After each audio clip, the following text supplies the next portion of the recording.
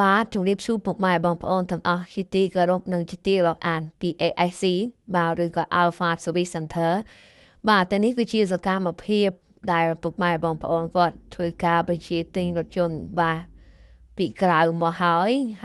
មានបញ្ហាបាទគាត់ចេះតែឆ្ងល់ពុកម៉ែបងប្អូនហើយរថយន្តបាត់មុខងារប្រើប្រាស់ច្រើនយ៉ាងនេះហើយគឺអត់មានលូតសញ្ញានៅលើអេក្រង់តាប្លូអញ្ចឹងបាទ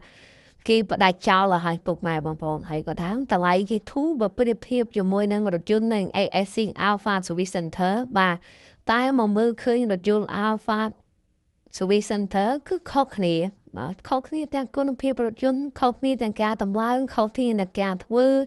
អីទទួលបានអត្ថប្រយោជន៍ច្រើនទៀតគឺការធានារហូតដល់6ខែហើយរថយន្តនឹងគ្រឿងនេះដែរឆ្នាំ2019ពុកម៉ែបងប្អូនមើលម៉ាស៊ីនត្រជាក់ពុកម៉ែបងប្អូនបើកមើលតែកែកលុយហ្នឹងទៅឃើញណាបាទហើយនេះយើងកំពុងតែធ្វើការ survey ផ្លាត់ទឹកបាទជូន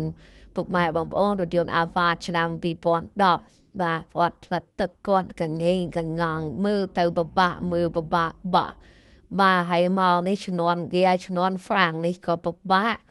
បាទហើយ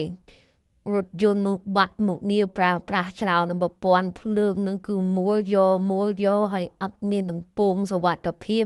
នៅពេលដែលមកដល់ Alpha Service Center យើងធ្វើការ scan ជាមួយនឹង computer ទៅឃើញមានបញ្ហាច្រើនមកគាត់ភ្លឺភ្នែកញ៉ា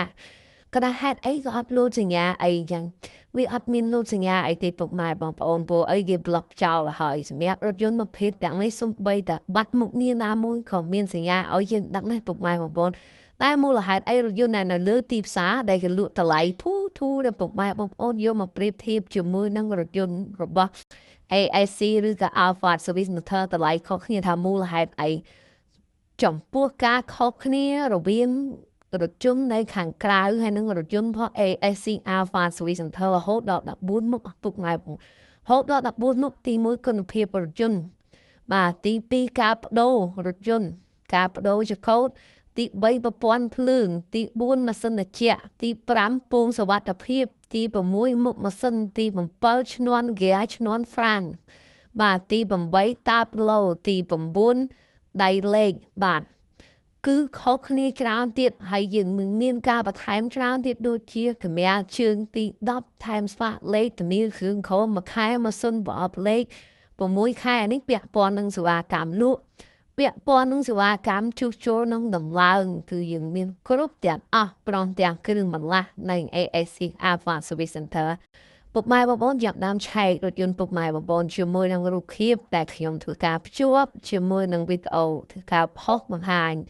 ទៅលើ Facebook page នេះពុកម៉ែបងប្អូនអាចតាមយកចិត្តទុកដាក់មើលរូបភាពនេះហើយពុកម៉ែបងប្អូនឆែកជាមួយនឹងរថយន្តពុកម៉ែបងប្អូនពុកម៉ែបងប្អូននឹងឃើញ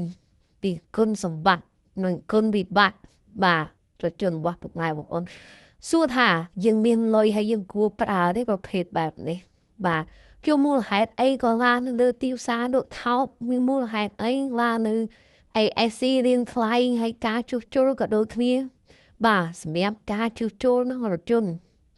គឺ AIC យើងខ្ញុំផ្ដោតទៅលើគុណភាពសុវត្ថិភាពនិងផាសុកភាពរបស់ពុកម៉ែបងប្អូនឥឡូវមកដល់ពេលនេះដែរ AIC យើងខ្ញុំបាទមាន promotion ពិសេសជូនពុកម៉ែបងប្អូនសម្រាប់ការជួសជុលការធ្វើឡើងវិញគឺធ្វើការបញ្ចុះតម្លៃជួលរហូតដល់15%ពុកម៉ែបងប្អូនគ្រាន់តែ like share follow page របស់ AAC Alpha Service Center ពុកម៉ែបងប្អូននឹងទទួលបានអត្ថប្រយោជន៍ដ៏ធំនេះពី AAC បាទសូមអរគុណ